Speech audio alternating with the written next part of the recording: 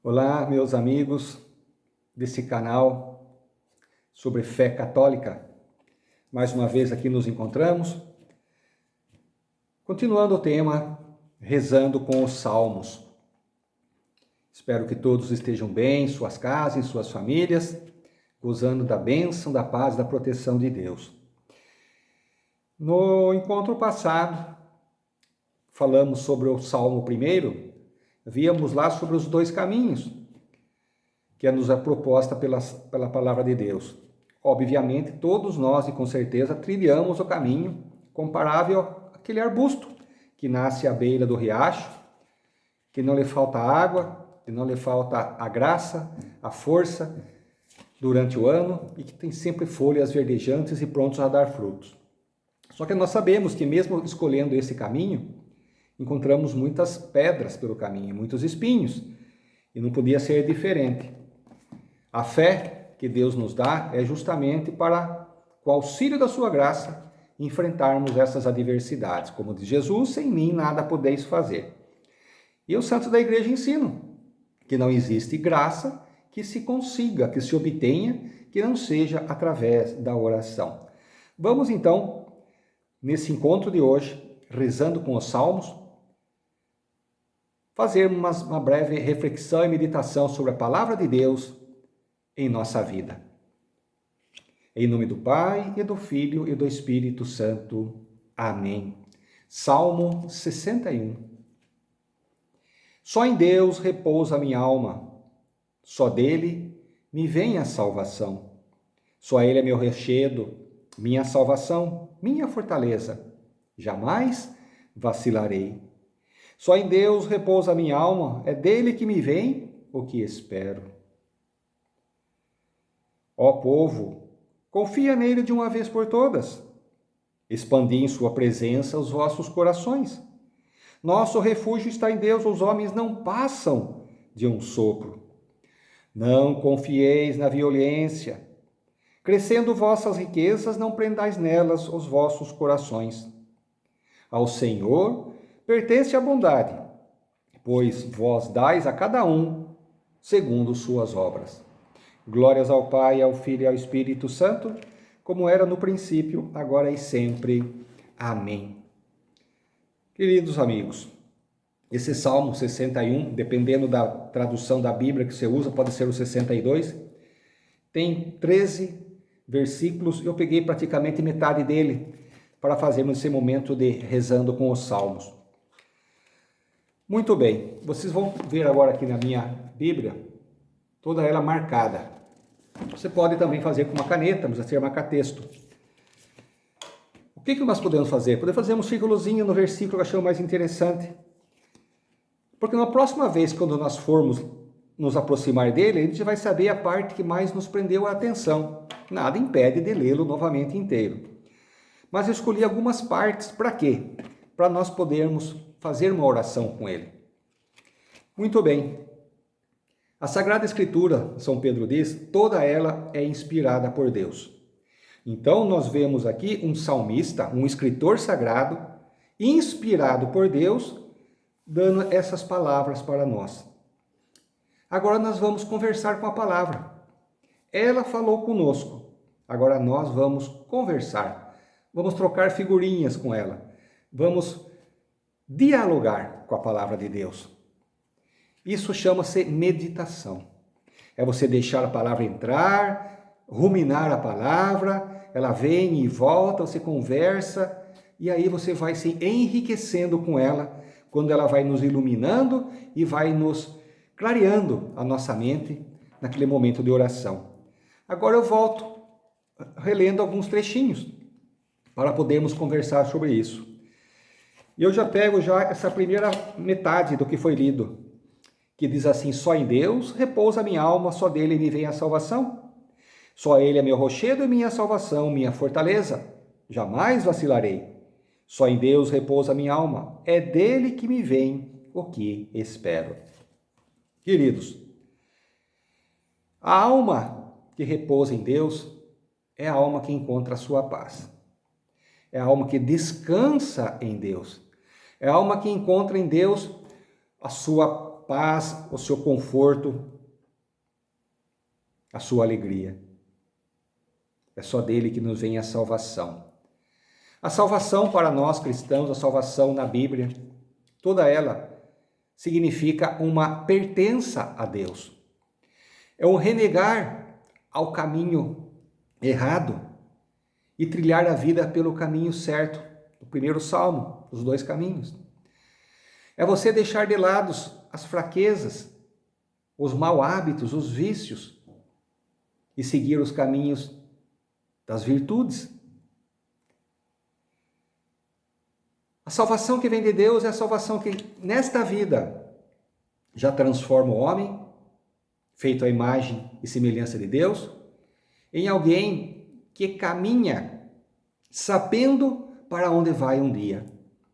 Sabendo que se nesta vida encontrar muitas dificuldades, muitos empecilhos, muitas provações, ele sabe que é esse o caminho certo.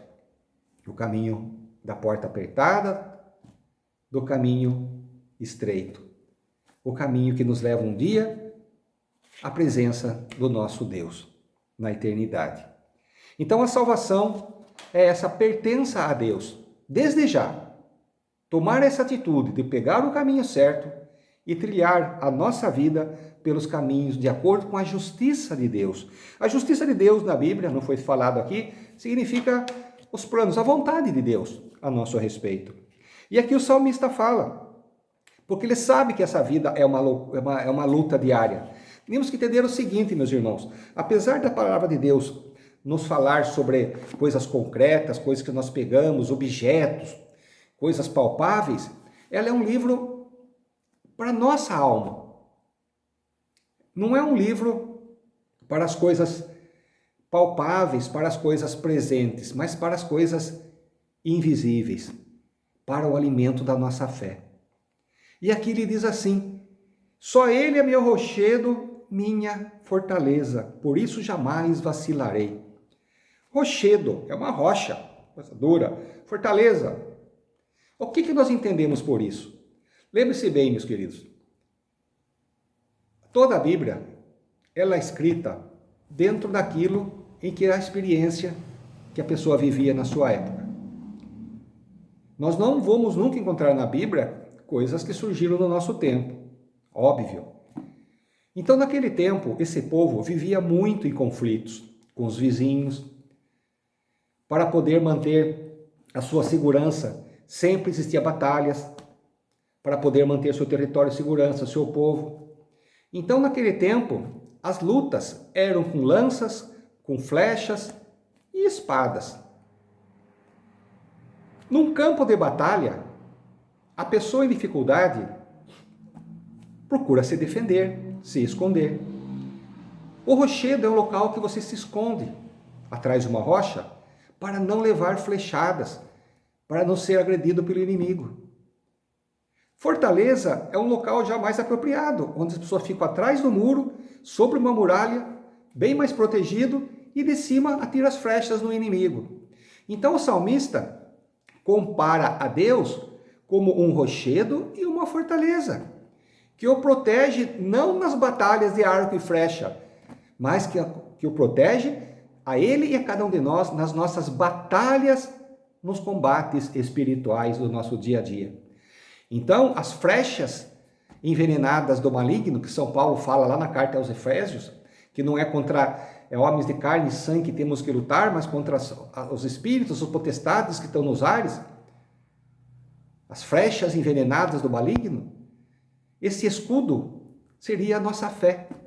São Paulo vai falar sobre isso, que nós devemos nos revestir do escudo de Deus, do capacete da salvação, da couraça da justiça.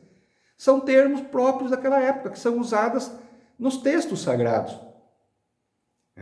E aqui o salmista nos fala que Deus é seu rochedo e sua fortaleza. E depois ele insiste: ó povo, confia nele de uma vez por toda, expandi em sua presença os vossos corações. O que é expandir os corações? É você abrir-se a Deus, deixar Deus entrar em sua vida e fazer as transformações que são necessárias. Eu sempre costumo falar muito essas passagens São passagens que estão em livros de santos, né? Santa Faustina usa muito isso. Porque esse salmo aqui, meus irmãos, ele nos fala sobre a justiça divina, sobre a maldade dos homens, a malícia, como vamos ver daqui a pouquinho também. E para os homens colocar a sua esperança, a sua confiança apenas em Deus. Ó povo, confia nele de uma vez por todas. Em sua presença, expandi os vossos corações. Nosso refúgio está em Deus. Os homens não passam de um sopro. O que é expandir, então, os nossos corações? É aproximar-se de Deus, no momento desse de leitura, abrir sua alma, aproximar-se dele com o vaso da confiança. É isso que Santa Faustina fala.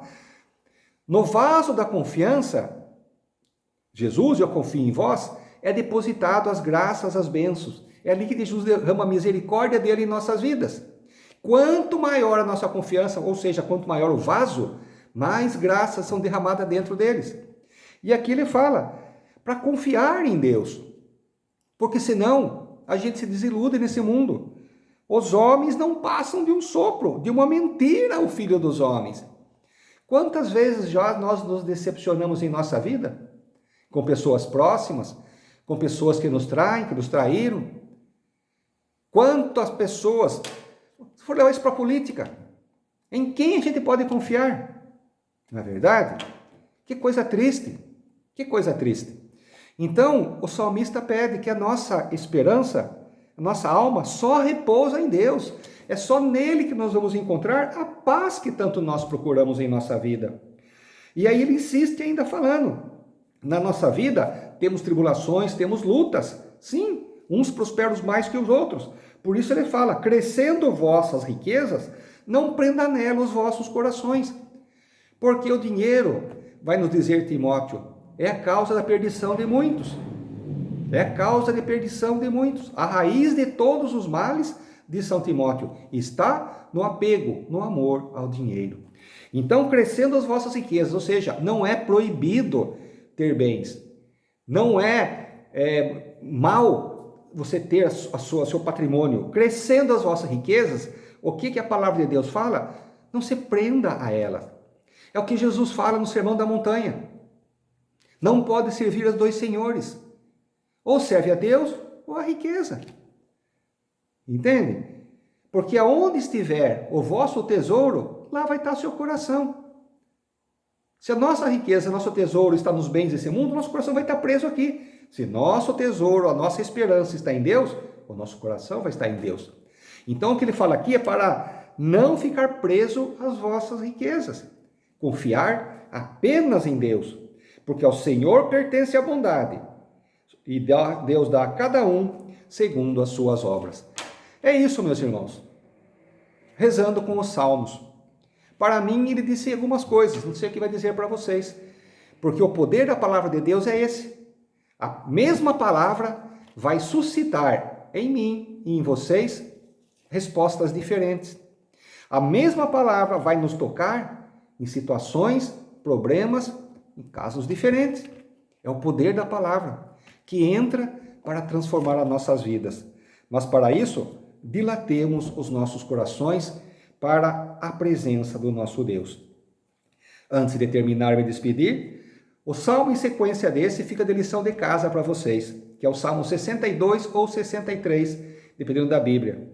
Vai falar assim: ó Deus, vós sois o meu Deus, com ardor vos procuro. Minha alma está sedenta de vós e minha carne também vos deseja, como terra árida e sequiosa sem água.